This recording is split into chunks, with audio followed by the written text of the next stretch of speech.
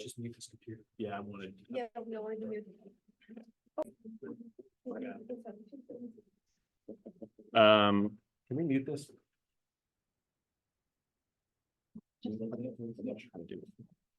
All right, so if I can advance the slide, that'd be great. Here we go. Awesome. The topics this evening, first, I'm going to try to talk about some common ingredients that you might want to use or consider using if you make your own soils. One of my goals tonight is to try to encourage you, I'm going to stand up, that's okay, to try to encourage you to mix your own soils. It's cheaper, you get a lot more control, and it's more fun. And I think you learn a lot in the process as well. So I'm going to try to introduce you to some of the common players. And actually now I will start passing around some of the things that are just in my garage that I use pretty commonly. And they're all labeled in here.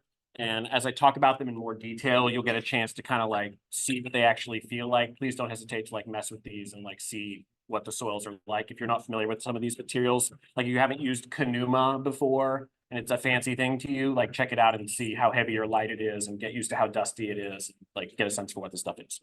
Anyway, I'll pass some of these around. You guys can look at them. You can kind of share them. I don't know how I do this, but after I go through some of these materials, I'm going to present an experiment that I did a few years ago to try to get a better understanding of how to make effective soil mixes for myself. In the process of trying to understand the results of that experiment, I've done some reading and I now understand a little bit better the science of how soil actually drains, particularly in a pot. So I'll try to present some of that as well. And at the end, I'll try to give you some guidelines that might be useful to you if you want to make your own soils. I'm not an expert on this topic. I'm really this is mostly my own research and like experimentation. There's definitely some stuff that I'm still in the process of adjusting and learning and experimenting, as you'll see. So don't take my word as like gospel. This is just like largely the results of my own experimentation and reading. All right, for just a bit of context quickly, like what was the motivation behind this? I don't have a greenhouse, but I do have quite a few cacti. And so I need them to be able to take rain and quite a bit of rain in the summers and not die. And I've been able to be very successful with that, but it's taken some practice and some learning. I do actually have ways to keep most of my cacti dry in the winter and most of my small cacti dry at will. But my larger things, I need to rely on what is really considered a well-drained soil mix.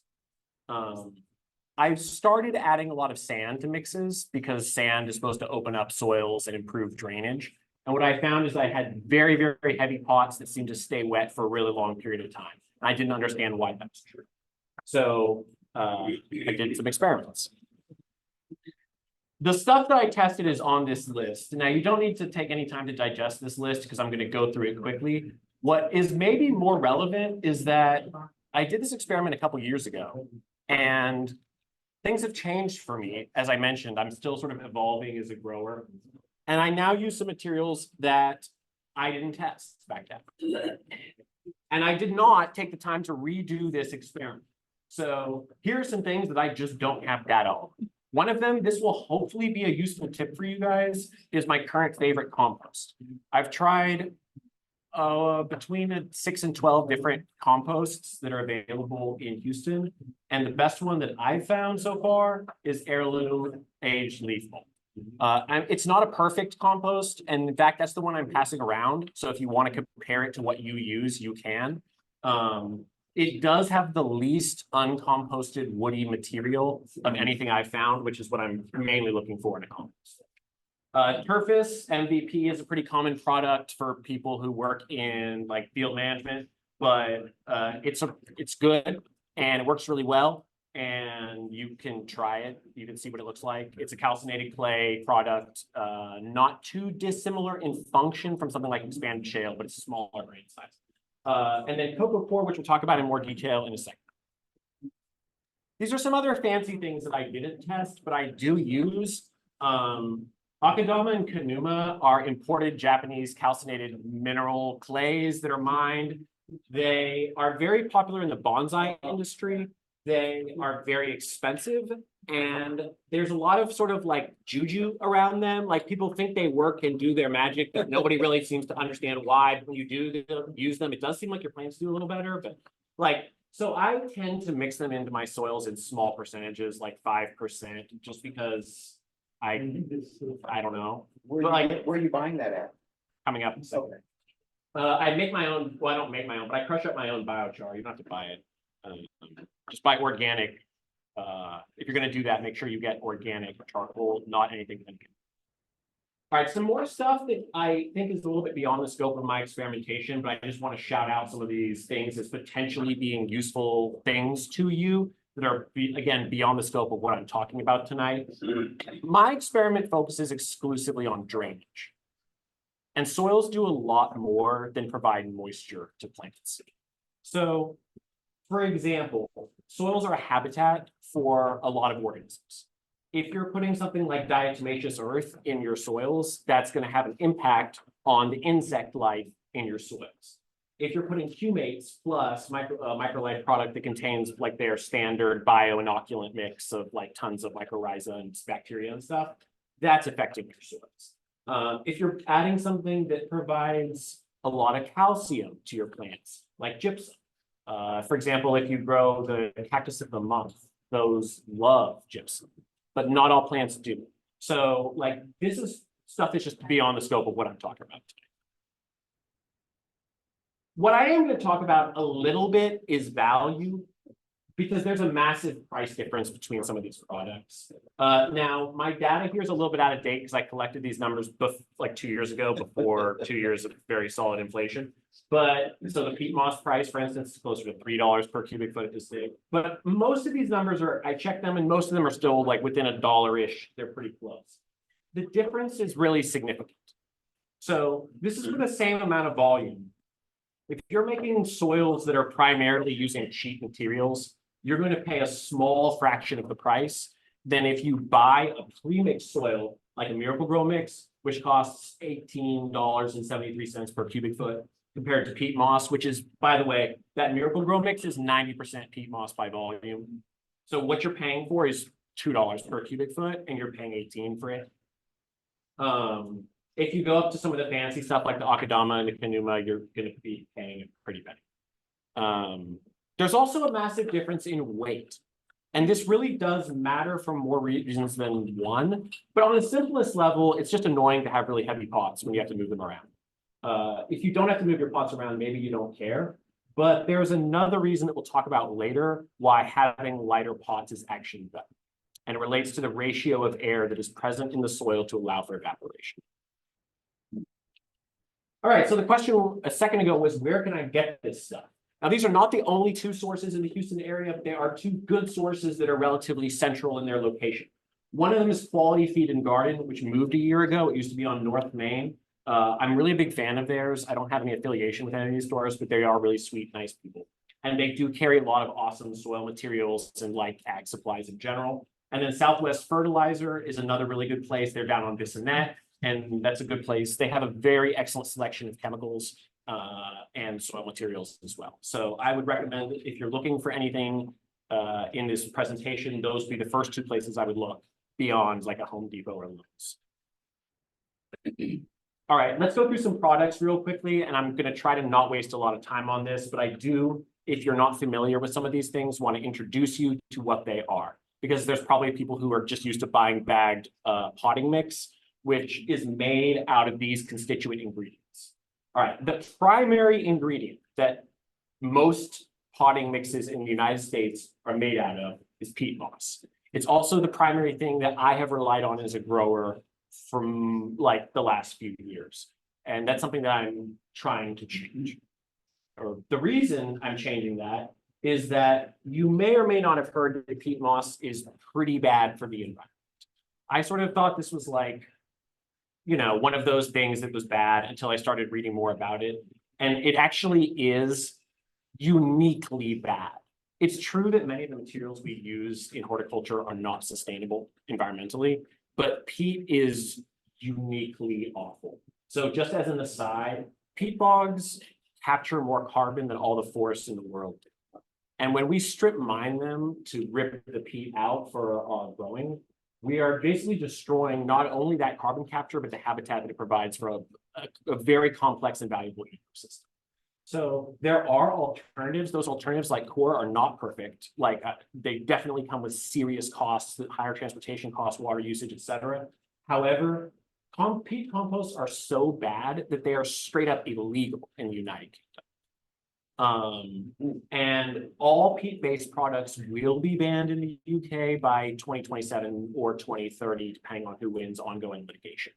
So like, it's a serious thing where I still have peat in my garage. Like I have a half bale of it still in my garage, and I've been using it up until recently. But the more I've read about this, I've really realized that I need to shift to using core if I care about sustainability, which I do. All right, other things that I tested that you're probably familiar with would be garden compost. This is super useful in soil because it's your natural source of organic nutrients. Almost everything that I tested, including peat moss, does not have any nutrient value to the plants. It's essentially inert or close to inert. Compost is completely not that way. It is very much alive, and it is full of all sorts of nutrients, as well as a whole little ecosystem in and of itself that provides nutrients to your plants. So honestly, I would never mix a soil unless I was growing like, you know, completely hydroponically or something. I would never mix a soil without some percentage of compost, even if it were very small. All right. Compost, as you'll see in my results that come up a little bit later, vary a lot in quality.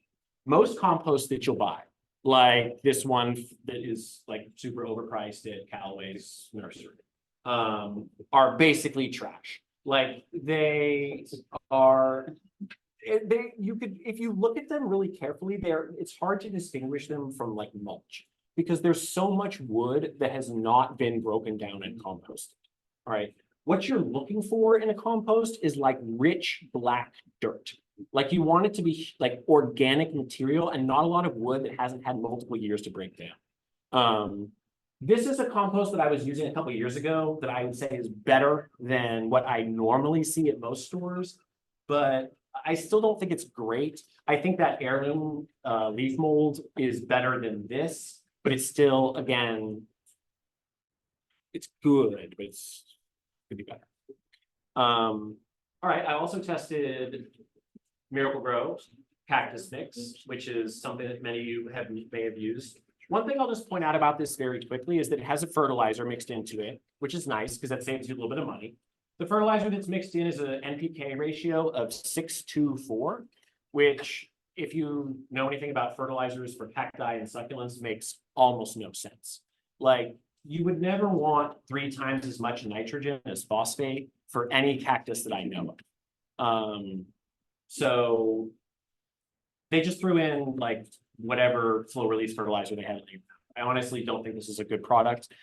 However, as we're going to find out, it actually does like dry out real quick because it's mostly. I also tested a couple different types of sand. There is sharp sand, which is used in the construction industry. It's exactly what it sounds like. The grains are a little bit sharper. There's play sand, which is used in like kitty sand boxes. And then there's lava sand, which is the one that you may not be as familiar with. It's going around. It is super, super useful if you grow the opposite of cacti. Like if you grow carnivorous plants that live in bogs and you want their soils to just stay constantly wet and you want your pitcher plants to literally never dry out, mix in 50% of this stuff. I do it and it works incredibly well. Lava sand holds moisture better than any inorganic material that I've ever found. Perlite, which is super useful and super lightweight. I also tested. Pea gravel. Figure this is like a cheap way to add grit into your mixes. Turns out it's also a cheap way to make them really heavy. This is another way to make your mixes really heavy. I don't recommend using it. Lava rock, I tested just to try something really big and wide open to see how that would perform. Expanded shale is one you may not be familiar with. Probably you are though. It's a shale rock that's mined in Texas and heated. It expands kind of like popcorn and it gets a little bit bigger. And it can absorb a small amount of moisture. It's actually not entirely dissimilar from the Canuma and Akadama, although it's different minerally. It's somewhat similar physically. It is heavier, and I would consider it like a good source for, like, if you need large particles to open up your soil, this is a pretty good thing to go with. Either this or the Turfus would be my go-to, like, if you want something big and you don't want to use pearl. Also, pumice is available, and often people really talk about pumice as being like some sort of special ideal growing medium. I honestly think it is of actually limited use for cacti and succulents personally. It holds a lot of moisture. You can get it in multiple grades. The last material that I tested that's going around is actually not something I put into my soils, but I use it as like a soil topper. And it's just a small black lava rock that you can get from Quality Feed. I think it's real pretty. Like when I buy new plants, I will use it as a soil topper if I'm trying to like show them off. And this is really a side note, but you see that plant in the bottom left? It's a small Astrophytum Asterias Pico. So this is that plant now, 2 years later. I saw this presentation and I was working on this and I was like, oh, cool. Like it's gotten much bigger. So here it is. I can pass it around. You can see it. But it's the same. It was like way smaller 2 years ago, and I'm like happy that it's grown. So the soils work. Yeah. Do you have a question? Well, I was just gonna say, putting things like that help keep the squirrels. Yeah, They that's do true. not like the little sharp rocks. Yeah. All right. So the experiment that I did is the next portion of this presentation, and I will again try to get through this sort of quickly if I can. I made 5 different mixes to test in addition to each of the materials on their own. And so these might be things that you've seen recommended for cacti and succulents before. That's where I got like most of these ideas. So one of the things I made was an organic blend that was like half compost and half peat moss. And I mixed that into these mixes. So it was mixed with perlite, it was mixed with sand, it was mixed third each with sand and perlite. I made another mix with pea gravel, and then I made another mix where there was only 10% compost and it was 90% inorganic. So I was basically decreasing the amount of organic material to see how much like grit do you really have to put in for stuff to drain well. The first important part of the process, and this is very important, is to thoroughly dry the soils, because if they're wet before you start testing them for how much moisture they can absorb or retain, you have a false baseline. So I dried the soils in the oven for like 24 hours. And then I filled these little cups with paper towels to make sure that I didn't lose any like grains of material that would mess up my weight out of the bottom of the experiment. And then I took all of my materials and my mixes and I soaked them. I weighed them all dry, and then I soaked them with as much water as I possibly could, which took some time because, like, as you may know, there are some materials that are a little bit hydrophobic, especially peat, and it doesn't want to get wet after it's gotten very, very dry. So I had to like spray with a spray bottle, but I really did take the time to saturate them because I wanted to get good data, as good as I could get. Speaking of that, my data is okay, but there are some flaws in my experiment. You could argue that putting those paper towels in the bottom of the cups messed up or affected the rate of drainage. I don't believe that that's actually the case, and I don't think it was a significant factor. And we can discuss why, but basically the water still runs out of the pot just fine.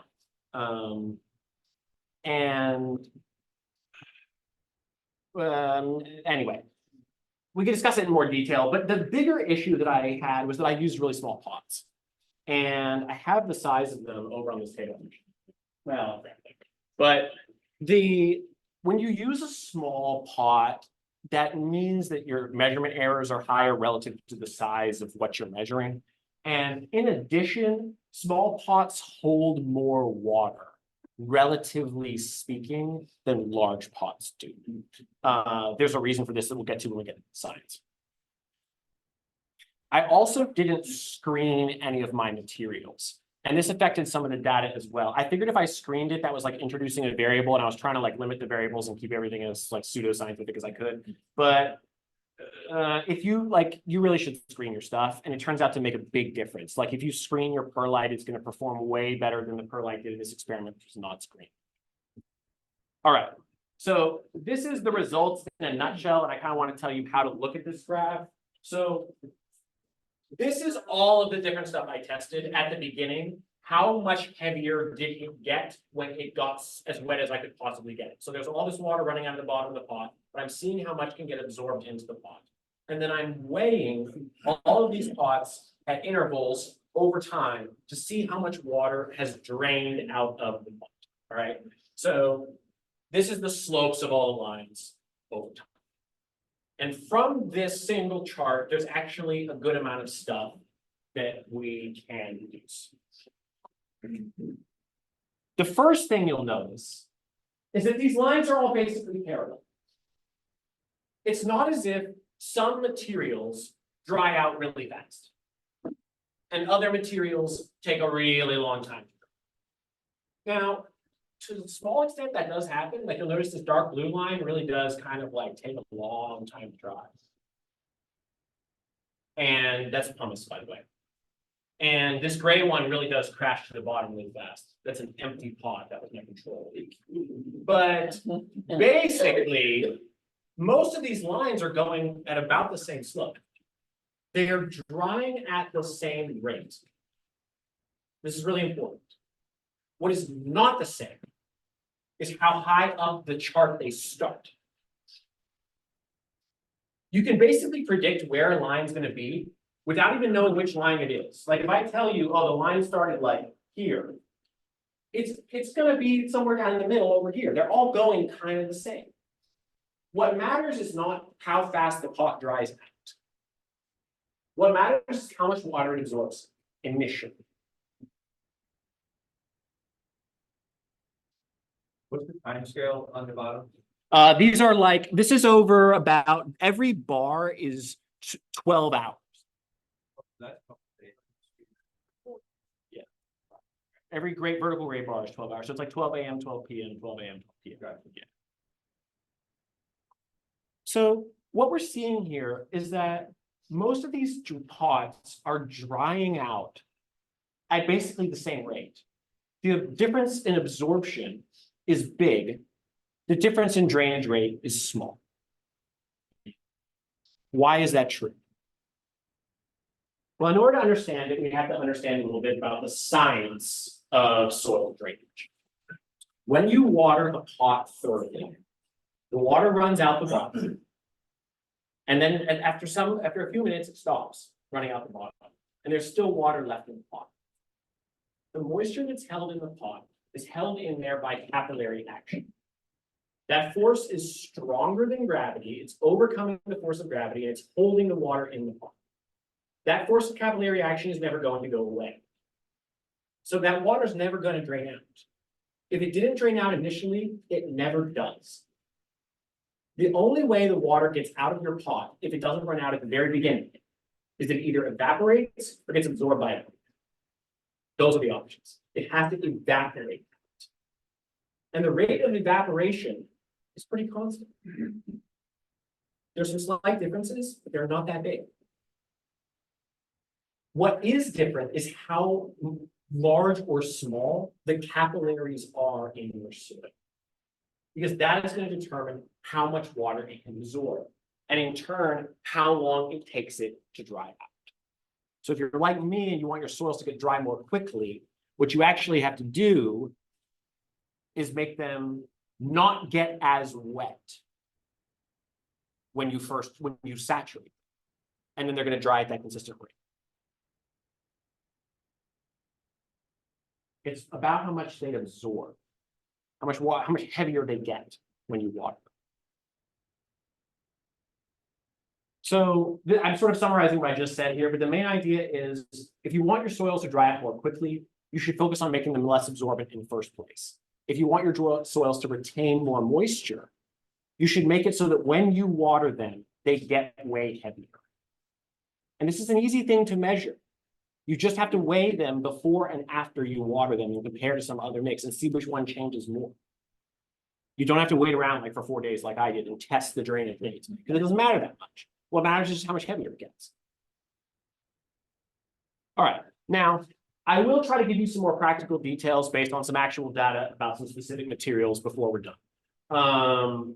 Okay, we've already established that you want to use mixes that absorb less water when you water. And the easy way to do this, as I just said, is to test your soils. Now, after the meeting, I have a little setup over here where we can do this. So if you brought your soils, I have a little like kitchen like baking scale, and I'm gonna get some water from the tap somewhere, and we're gonna test some soils. So I have a couple soil mixes over here, and the scale. And so if you want to, after the meeting, just come hang out for a few minutes, and we'll do some soil testing. And actually, we'll like. I thought we were gonna be right. Yeah, maybe we'll write down people's results and we'll see how much water the different soils are.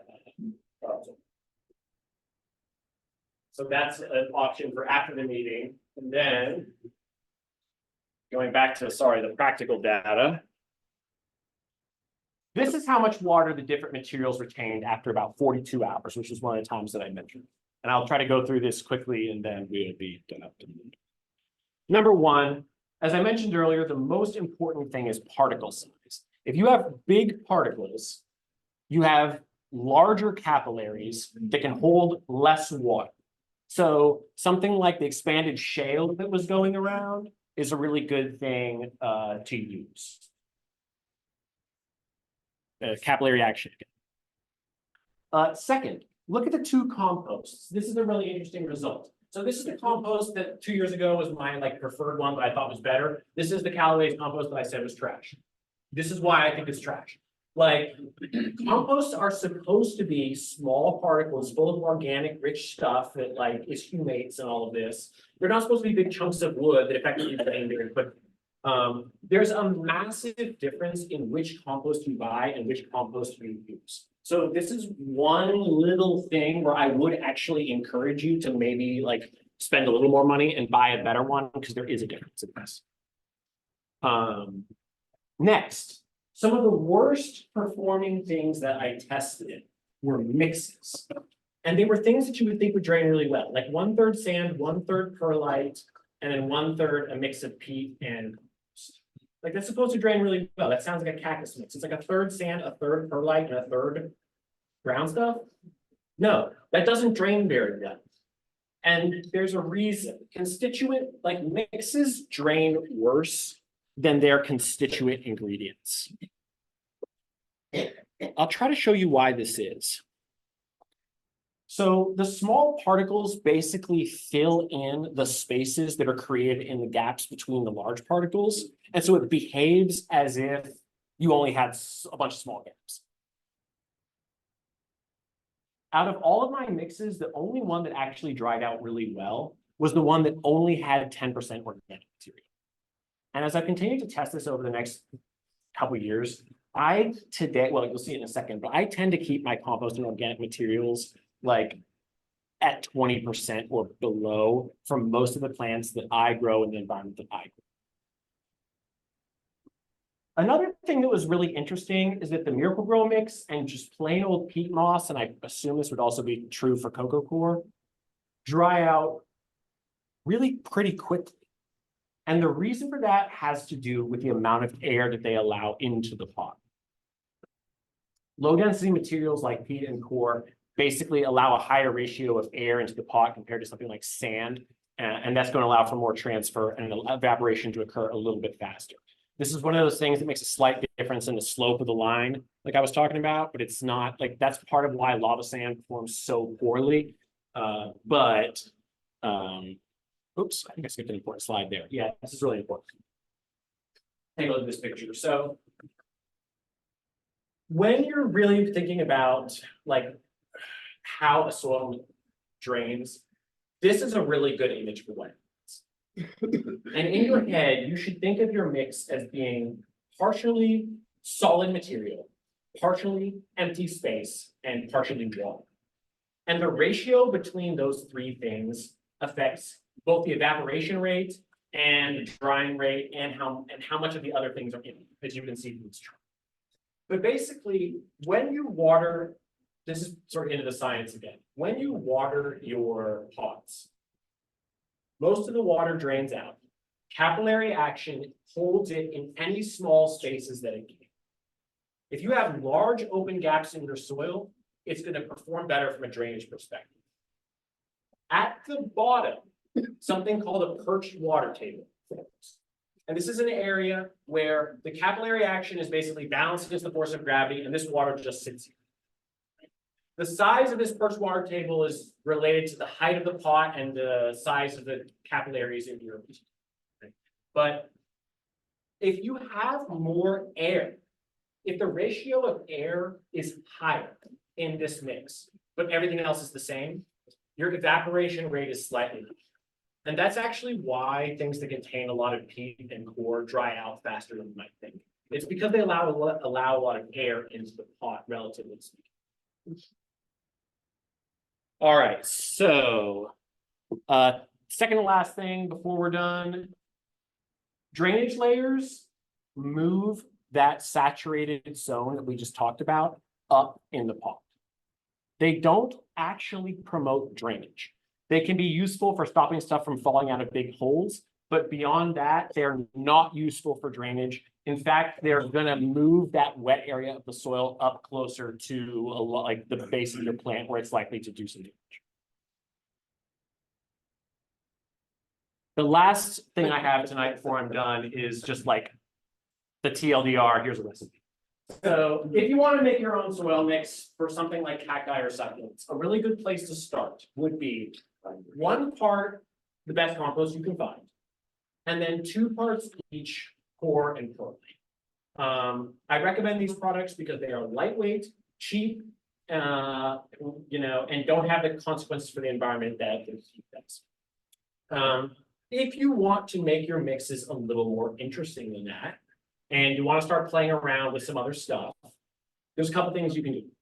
The first is start tweaking this amount of compost. Like if you're growing a truly xeric thing that grows in an absolute desert, it does not need that much, like get it closer to 10%.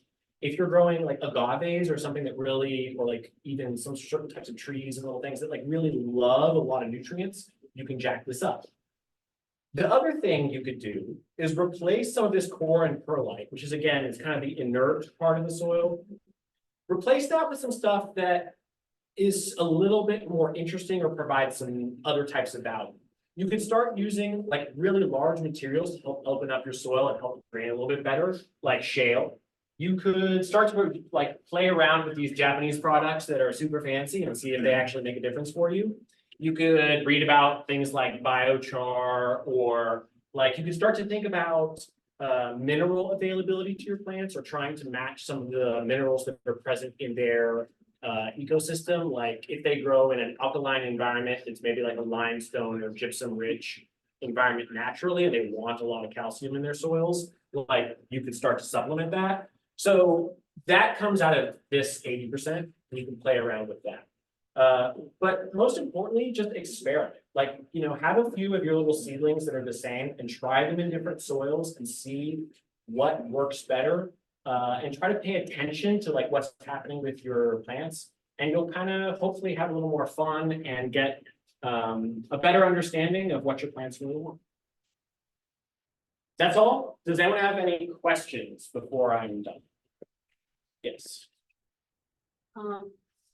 I guess I personally do not have an issue with compost or natural soil things that have, but in the past, there have been a lot of people that believe that the soil should all be mineral based because the compost could I guess allow or encourage different diseases and tests and things like that. I personally don't have that issue. But I just wondered if you could There's a huge, so I probably should have hit this point harder. There's really a huge spectrum of successful ways of growing plants.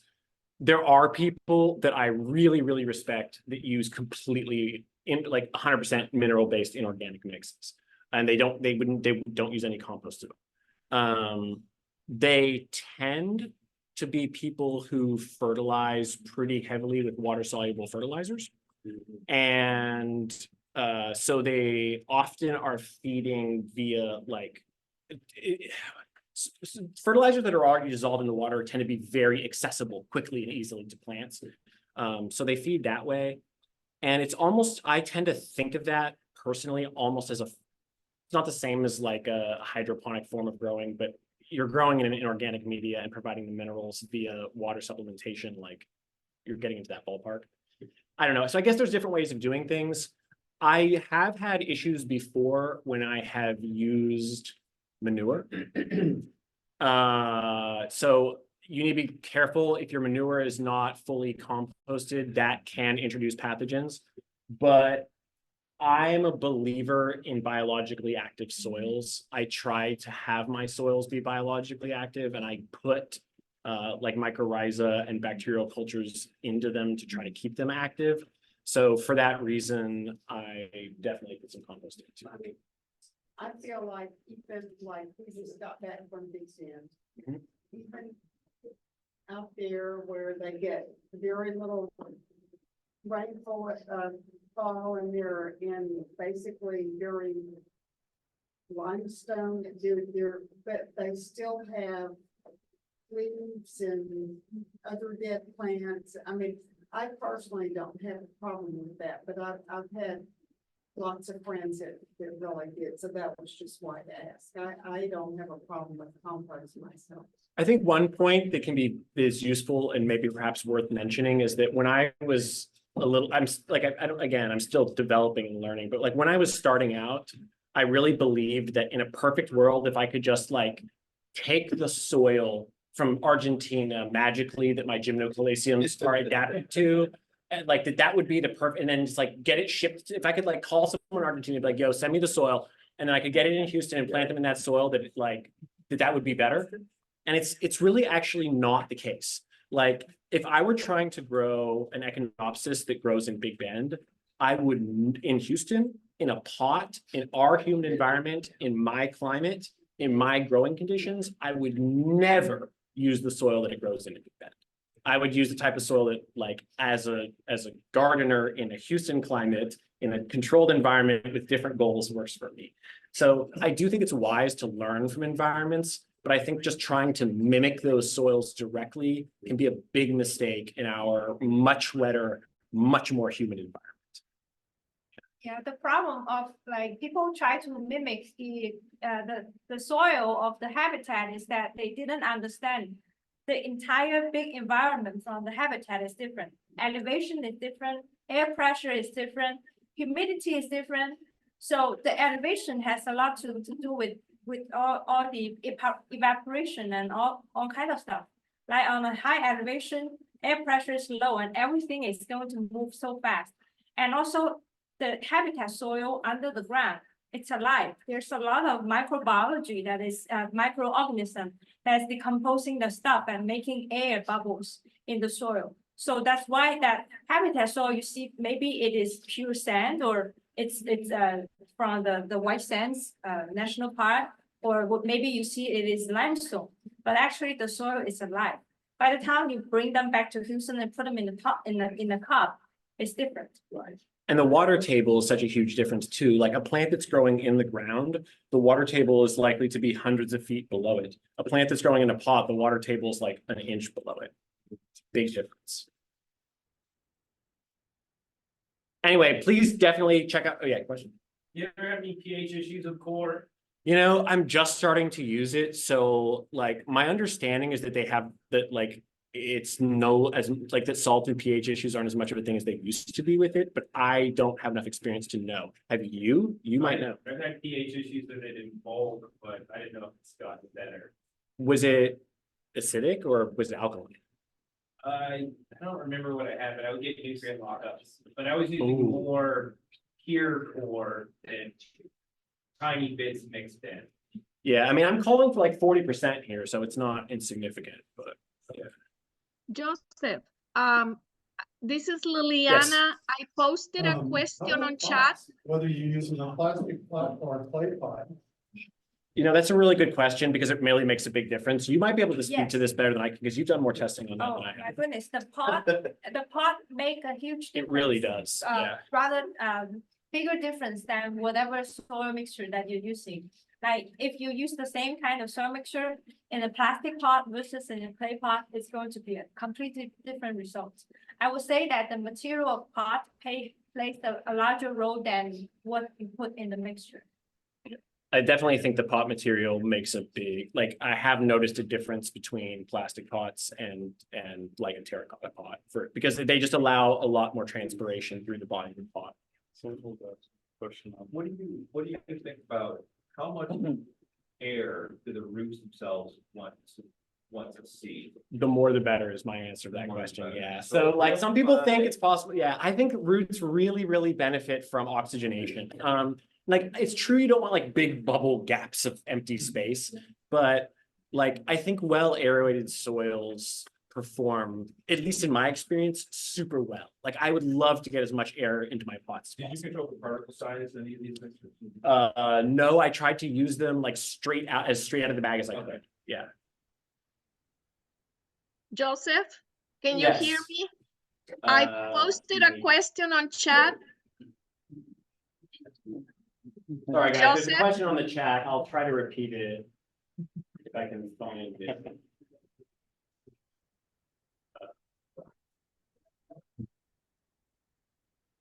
I think you can see on the screen. Okay, let me look on here. I was just thinking that's. Yeah. Wait, hold on. Sorry, guys, I want to try to repeat this question. The club has been recommending one third of high quality potting soil, 1/3 perlite or pumice, and 1/3 coarse sand or fine gravel for many years. Should that be revised? Austin CSS recommends 8 parts plus 5 parts plus 3 parts of the ingredients listed. Everyone's different. Yeah, I mean, my first answer is everyone's different, but I mean, yeah, like maybe what I would say is like get 2 plants and grow one in what I'm recommending and one in this. If something's been working for you, I'm definitely not suggesting you change it. Right. I'm just trying to provide information that will be hopefully allow you to make better decisions for yourself and be a little more informed. Yeah, everybody's sun situation, their home is different, their backyard, the front yard, Yeah, exactly. I mean, like I said, if you have a greenhouse and you're not worried about your plants getting rained on like I am, we're in a very different environment. Right. Joseph, And the Hello? fertilizer, there's a big Can you hear me? There like is. Miracle Grow that's like dust. Yeah, there is. The perlite iodine is sure is like not good. hello, Chunky perlite. Any Hello, other can you hear me? questions? So fertilizer, then you don't. Fertilizer is beyond the scope of this presentation. I do mix my own blend of like 4 or 5 different fertilizers, but that's a separate thing. And I adjust it for which plant I'm putting it onto. hello, can you hear me? Yes. Hi. I thought I heard someone ask about inorganic stuff and I just kind of wanted to put in my 2 cents. I grow primarily indoor succulents. Can you hear me well? We can, yeah, hold on a moment. Yes, now, we turn on the volume. Okay, can you repeat your question, Nikki? Oh, I thought I heard someone ask about inorganic substrate. Can you hear me? Yes. Okay. Inorganic substrate, yes. Yes, so I grow primarily indoors. I grow a lot of agaves and I grow 100% inorganic. And I don't have to worry about pests or gnats. For people who have allergies, I think it's very useful. And I do have to fertilize to supplement their nutrients because inorganic media obviously doesn't have any nutrients. But it works for me. It works for my microclimate. I grow under grow lights and my plants seem to be happy that way. And I'm trying to do. Well, so I think that was addressing your question, Josie. Just to I don't want to speak for you, but to paraphrase, she uses a completely inorganic mix inside and. Excuse me, if everyone can hold off on the side conversations. Yeah. So, go ahead. Oh, so on our Zoom, somebody was commenting that she's using 100% inorganic material and she grows indoor succulents. With that said, that she needs to fertilize them, but what? Okay. But that she said it works very well for her in terms of minimizing like allergic reactions and things like that in indoor growing. Yeah, and she doesn't need to worry about pests and Right. yeah, all kinds of pathogens for plants. Any other questions? All right, thank you guys so much for your time. I appreciate it. Thank you.